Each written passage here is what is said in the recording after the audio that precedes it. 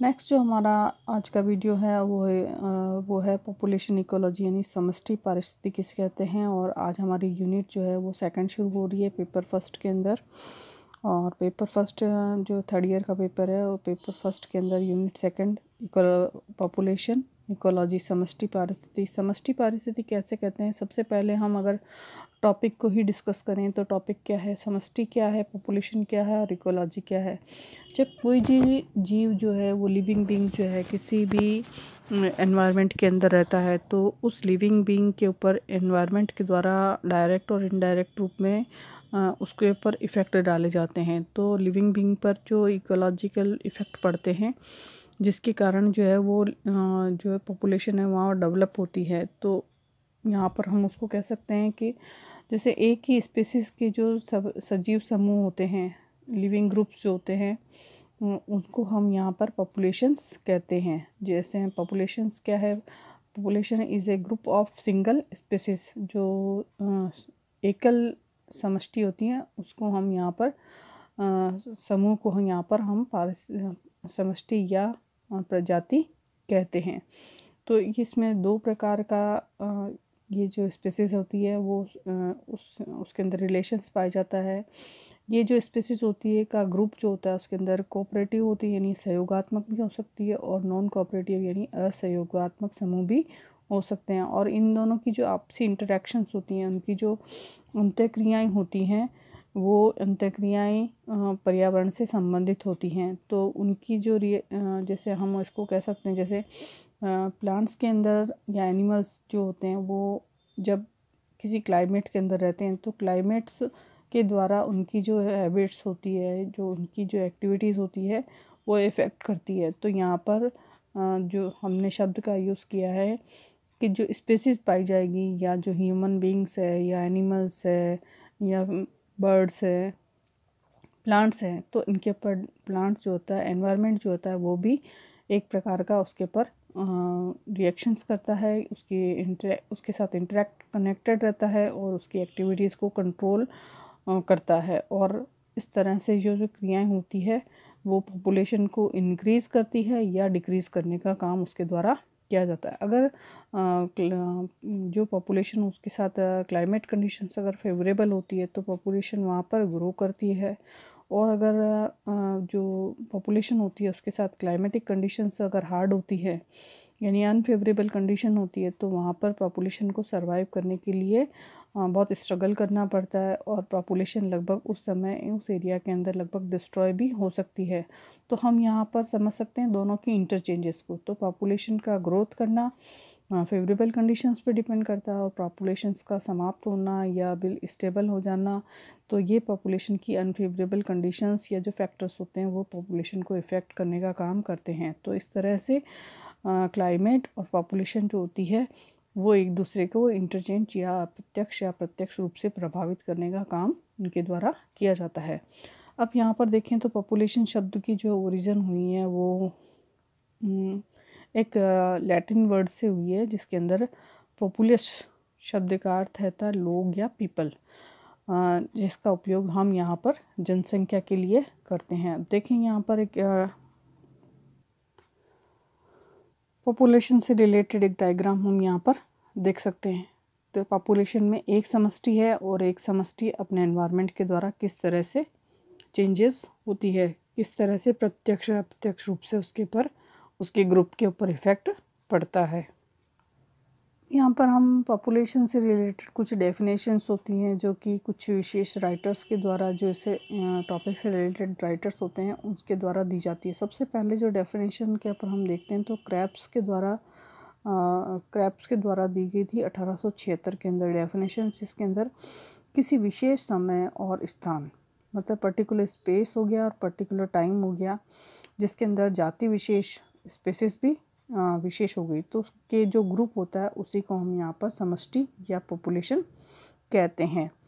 दूसरी डेफिनेशन देखें तो इसको डेफिनेशन को क्लार्क के द्वारा 1968 में दिया गया था। तो यहाँ पर क्लार्क कहते हैं कि वे सजीव समूह जो किसी निश्चित स्थान पर निश्चित समूह में पाए जाते हैं वहाँ की समष्टि या जाति का निर्धारण करते हैं।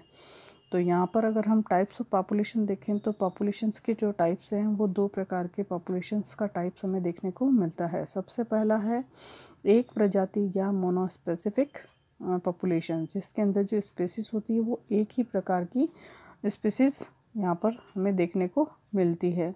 दूसरी होती है जिसके अंदर जो लिविंग बींग्स होते हैं वो अलग अलग टाइप्स के होते हैं, जिसे हम मिश्रित या बहु प्रजाति या पॉली स्पीसीज स्पेसिफिक भी इसको हम कह सकते हैं, जिसके अंदर जो सदस्य होते हैं, मेंबर्स जो होते हैं वो एक से अधिक स्पीसीज के होते हैं, जिसके हम यहाँ पर पॉली स्पेसिफिक उसको कहा जाता है। जैसे इकोसिस्टम में, पारिस्थितिक तंत्र में इस प्रकार की जो स्पीसीज है वो देखने को मिलती हैं। कहीं पर हमें एनिमल्स देखने को, कहीं पे लिविंग बर्ड्स देखने को मिलेगी, कहीं पे प्लांट्स है, प्लांट्स की डिफरेंट वेराइटीज़ है, एनिमल्स की वैरायटी है, ह्यूमन बींग्स है। इसके अलावा जो अलग अलग वेराइटीज़ की हमें यहाँ पर देखने को मिलती है, तो वो है एक प्रकार की पारिस्थितिकी तंत्र में आना अलग अलग प्रकार के सजीव देखने को यहाँ पर मिलते हैं और उनकी स्पीसीज हमें देखने को मिलती हैं। अब हम इन पॉपुलेशंस की जो कैरेक्टरिस्टिक्स होते हैं, उसके जो लक्षण होते हैं, किस तरह से पॉपुलेशंस जो होती हैं वो इफ़ेक्ट करती है, कौन कौन से कैरेक्टर्स होते हैं जो पॉपुलेशन को इफ़ेक्ट करते हैं। सबसे पहले देखें तो पॉपुलेशन की डेंसिटी, यानी पॉपुलेशन जो घनत्व है,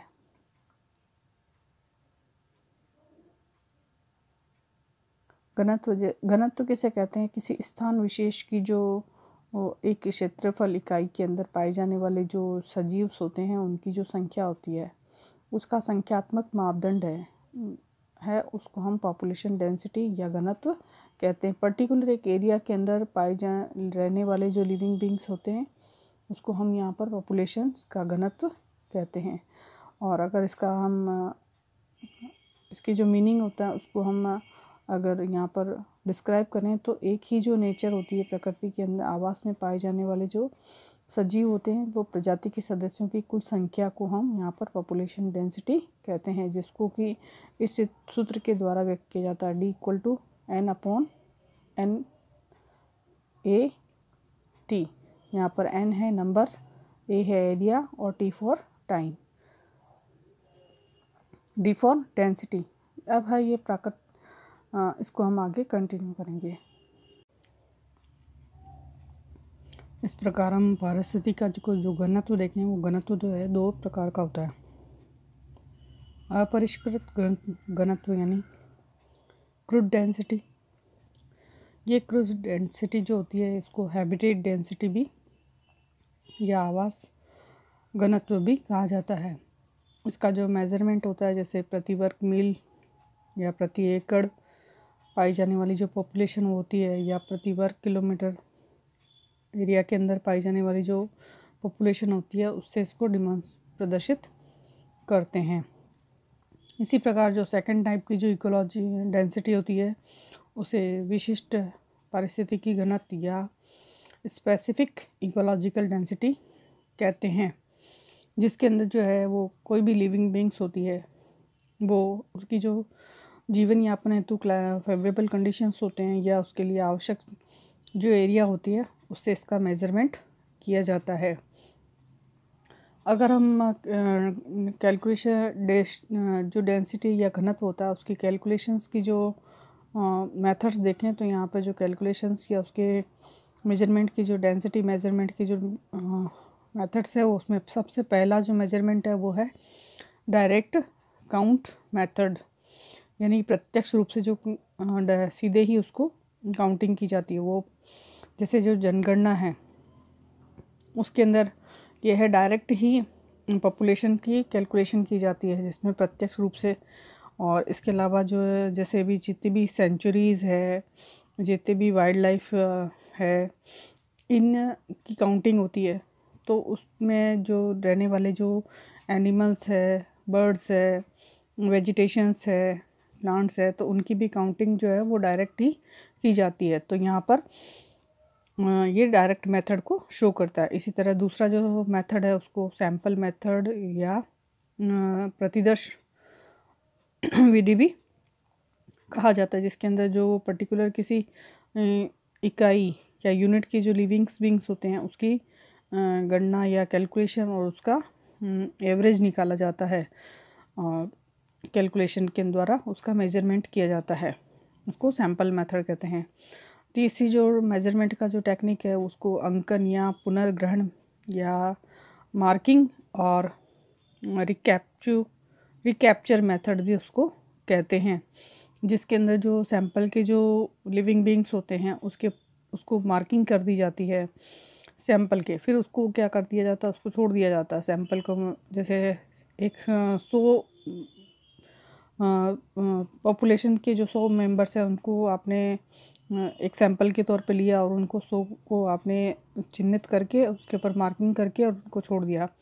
एक निश्चित जो टाइम पीरियड होता है उसके बाद वापस किसी एक सैंपल को हमने वापस कैप्चर किया उसी पॉपुलेशन में, और उसके बाद जो मार्किंग वाले जो लिविंग बींग्स है और नॉन मार्किंग वाले लिविंग बींग्स है उससे उनकी काउंटिंग की जाती है। तो बिना चिन्हित प्राणियों की काउंटिंग करना और चिन्हित प्राणी की पुनः काउंटिंग करना, तो इस तरह से अंकन और पुनः ग्रहण विधि इसको कहा जाता है।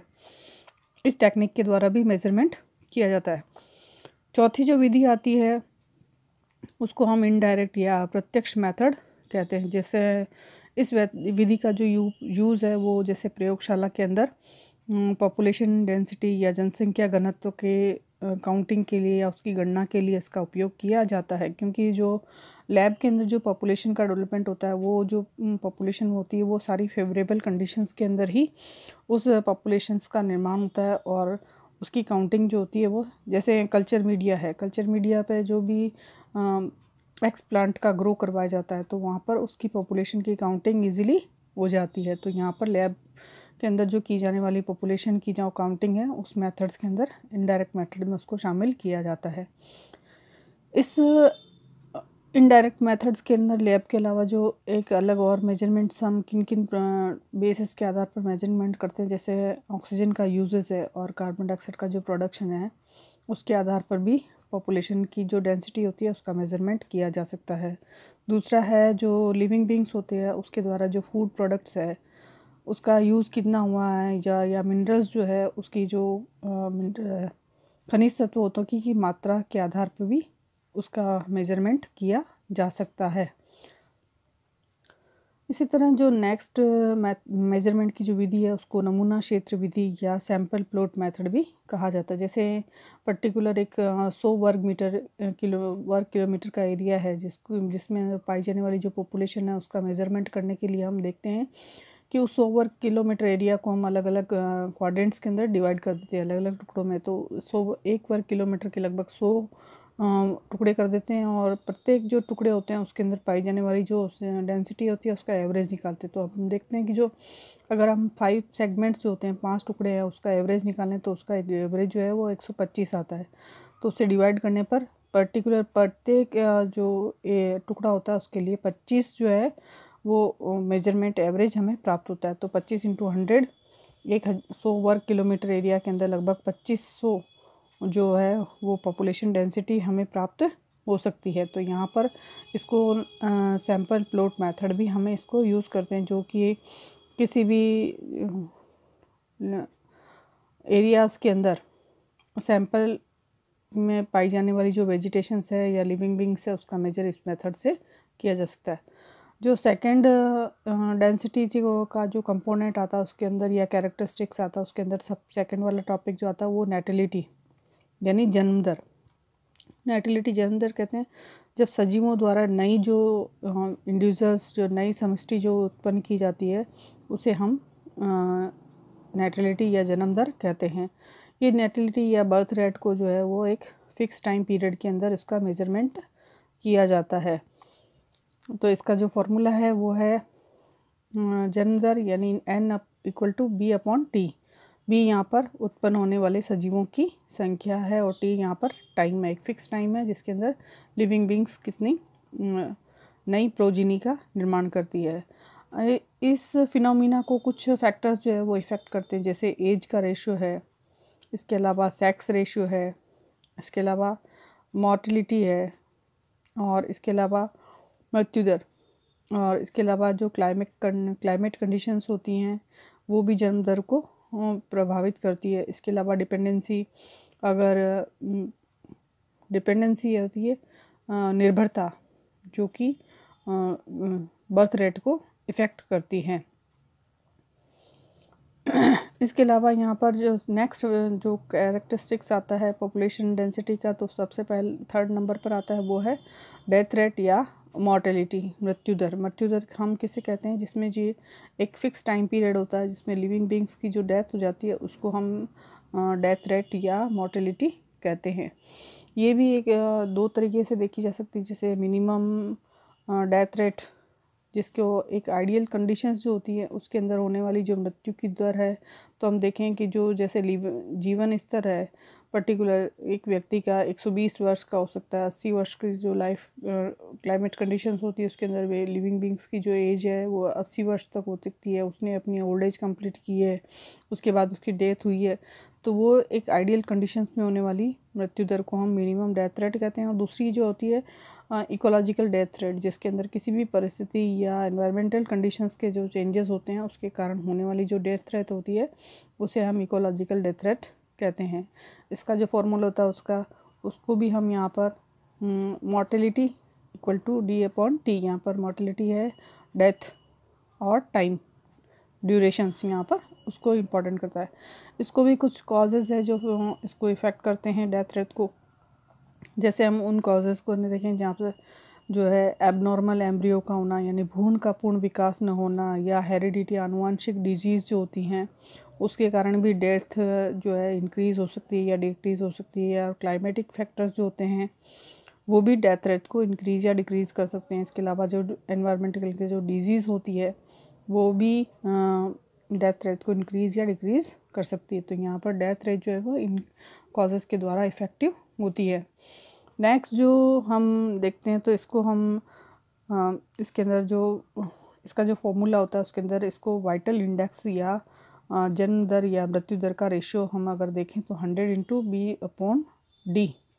तो यहाँ पर जो है एज डिस्ट्रीब्यूशंस, आयु वितरण और प्री रिप्रोडक्शंस ग्रुप और रिप्रोडक्शन ग्रुप्स और पोस्ट रिप्रोडक्शंस ग्रुप जो होता है वो इसको इफ़ेक्ट करता है, क्योंकि यहाँ पर हमारा चौथा फैक्टर जो है वो एज डिस्ट्रीब्यूशन है, यानी आयु वितरण है। जो इस आयु वितरण के अंदर जो है आयु का जो डिस्ट्रीब्यूशन पाया जाता है एक पॉपुलेशन के अंदर, वो 3 टाइप का पाया जा सकता है।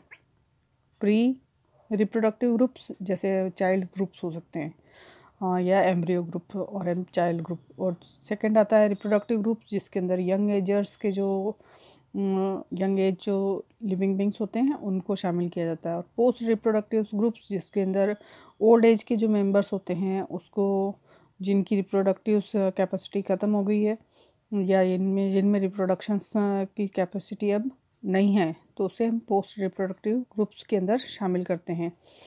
तो इसको एक पिरामिड्स का फॉर्मेशन यहाँ पर दिया गया है। इस प्रकार यहाँ पर जो पॉपुलेशन डेंसिटी होती है या जो पॉपुलेशन होती है उसको यहाँ पर एज इफ़ेक्ट करती है, एज का डिस्ट्रीब्यूशन जो होता है वो इफ़ेक्ट करता है। जैसे सबसे यहाँ पर देखें तो लोअर लिविंग बींग्स जो होते हैं, जैसे ईस्ट है, पैरामीशियम है, उसके अंदर जो पिरामिड हमें देखने को मिलता है, एज पिरामिड जो है वो ब्रॉड या बेसिस टाइप का हमें यहाँ पर दिखाई देता है, जिसमें जो बॉटम है उसके अंदर प्री रिप्रोडक्टिव स्टेज की जो मेंबर्स होते हैं, जैसे चाइल्ड है, या जो हर्बेशियस प्लांट्स है, वो ग्रास लैंड्स है, ये हमें देखने को मिलते हैं। रिप्रोडक्टिव फेज़ के अंदर जो यंग प्लांट्स होते हैं वो देखे जा सकते हैं, और पोस्ट रिप्रोडक्टिव के अंदर ओल्ड प्लांट्स को इस ग्रुप्स को इसके अंदर शामिल किया जाता है। तो एक प्रकार का इस तरह से ग्रुप हमें ये दिखाई देता है, जिसको हम यहाँ पर ये जो है वो बोर्ड बेस टाइप का होता है पिरामिड। सेकंड पिरामिड हमें जो यहाँ पर पॉपुलेशन में देखने को मिलता है वो होता है बेल शेप्ड पिरामिड, जिसके अंदर भी इस तरह से जिसे बी पिरामिड कहा जाता है, जिसमें भी ये तीनों स्टेजेस होती है, प्री रिप्रोडक्टिव और पोस्ट रिप्रोडक्टिव और रिप्रोडक्टिव स्टेज। और थर्ड जो है वो उसको अर्न शेप्ड या प्यालाकार प्रकार का एज पिरामिड कहा जा सकता है, जिसके अंदर जो प्री रिप्रोडक्टिव ग्रुप होता है वो संख्या में बिल्कुल कम होता है, पोस्ट जो रिप्रोडक्टिव ग्रुप होता है वो संख्या में थोड़ा ज़्यादा होता है, लेकिन पोस्ट रिप्रोडक्टिव ग्रुप जो होता है वो संख्या में थोड़ा अधिक होता है और इस तरह से वो अनशेप्ड प्रकार का एज ग्रुप शो करता है।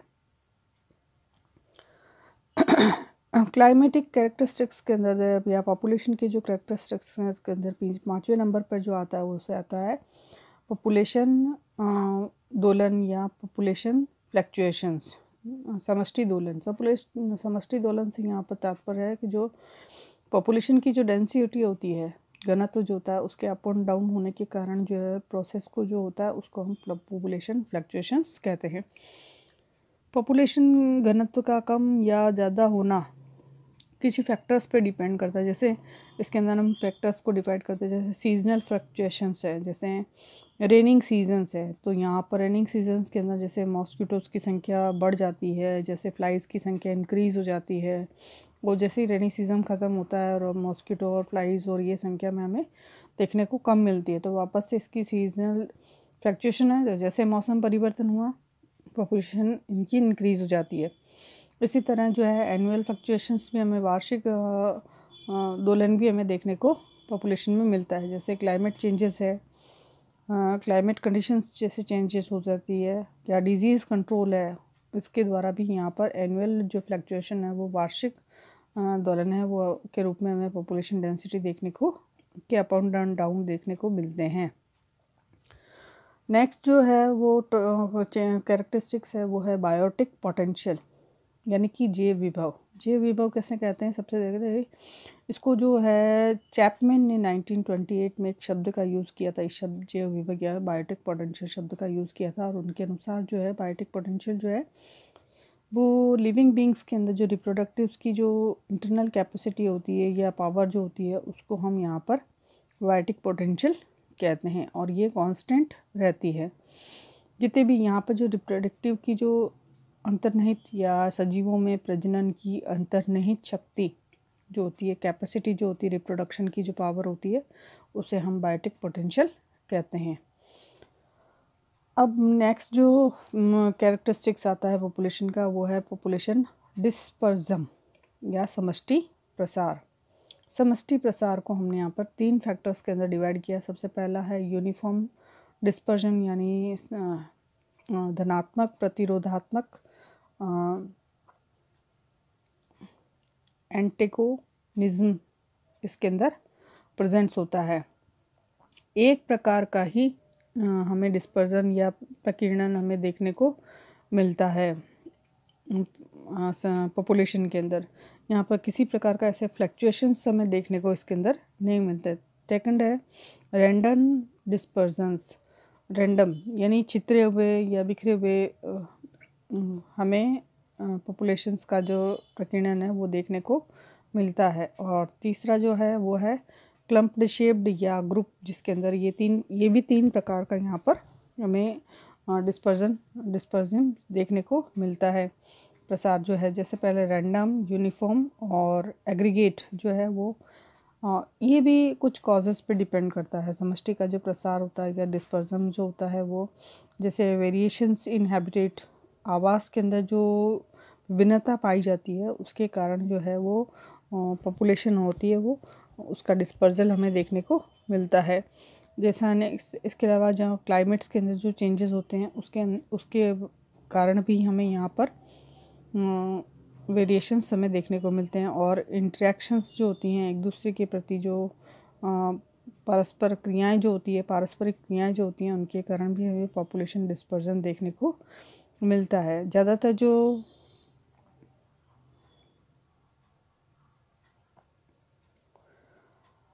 8वें नंबर पे हम अगर देखें तो जो इम्पॉर्टेंट फैक्टर्स है, जो कैरेक्टरिस्टिक्स है वो है पॉपुलेशन डिस्पर्जल, यानी कि समष्टि प्रकीर्णन। समष्टि प्रकीर्णन के अंदर जैसे सीड्स होते हैं, स्पोर्स होते हैं, जो कि एयर्स के द्वारा या एनिमल्स के द्वारा जिनका ट्रांसपोर्ट जो होता है वो दूर दूर तक फैल जाते हैं, जिनके द्वारा चले जाते हैं और वहाँ पर जब फेवरेबल कंडीशंस मिलती है तो वहाँ पर उसको वो ग्रो करते हैं। तो यहाँ पर भी उसी चीज़ को यहाँ पर मीनिंग लिया गया है। जब जैसे एनिमल्स है, प्लांट्स है, ये जब किसी भी समष्टि से आउटर एरिया के अंदर चले जाते हैं तो यहाँ पर जो है उसको यहाँ पर डिस्पर्जल या उसका पॉपुलेशन का प्रकीर्णन कहा जाता है। उसके कुछ कारण होते हैं जैसे फूड का पर्याप्त मात्रा में ना होना भी डिस्पर्सल का कारण हो सकता है, या उस फेवरेबल कंडीशंस की या उस फेवरेबल क्लाइमेट के अंदर फूड का अवेलेबल होना, जिसके कारण भी ये जो है एनिमल्स माइग्रेट कर जाते हैं। या हैबिटेट जो होती है आवास के अनुसार, जैसे बहुत ज़्यादा ठंडी होना, बहुत ज़्यादा गर्म होना, ऐसा आवास जब सीजनल होता है तो भी माइग्रेट या प्रकीर्णन होने की प्रक्रिया होती है। और रिप्रोडक्शंस के दौरान इसके अलावा जो क्लाइमेटिक फैक्टर्स होते हैं, पर्यावरणीय कारक जो होते हैं, उसके कारण भी डिस्पर्सल या प्रकीर्णन की प्रक्रिया में देखने को मिलती हैं। तो ये जो डिस्पर्सल है वो उसके जो है वो भी 3 टाइप का होता है लगभग। सबसे पहला होता है बहिर्प्रव्रजन यानी ई माइग्रेशन। ई माइग्रेशन होता है जबकि जो समष्टि होती है, लिविंग बींग्स होते हैं, वो अपने पर्टिकुलर एरिया को छोड़कर, जिसके अंदर वो सर्वाइव करते हैं, उसको छोड़कर वो किसी अन्य स्थान पर चले जाते हैं। और ये जो माइग्रेशन होता है वो एक परमानेंट माइग्रेशन होता है, जिसमें वो वापस कभी लौट कर नहीं आते। उसको हम बहिर्प्रव्रजन कहते हैं, जिसमें पॉपुलेशंस आउटर एरिया के अंदर माइग्रेट कर जाती है, उसको बहिर्प्रव्रजन कहते हैं। दूसरा होता है अंतःप्रव्रजन। तो किसी कारण से है जो है पॉपुलेशन इंक्रीज़ हो जाती है, अंदर की पर्टिकुलर एरिया के अंदर पॉपुलेशन का इंक्रीज़ हो जाना और परमानेंटली वहीं रहना, वापस उसका लौट कर नहीं जाना भी इस अंतःप्रव्रजन या इम माइग्रेशन कहलाता है।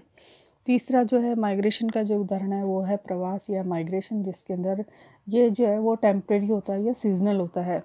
और ये सीजनल भी कुछ फैक्टर्स के ऊपर डिपेंड करता है। जैसे अगर हम इसके अंदर एग्जांपल देखें तो जैसे साइबेरियन सारस होता है, वो सर्दी की ऋतु में ही यहाँ पर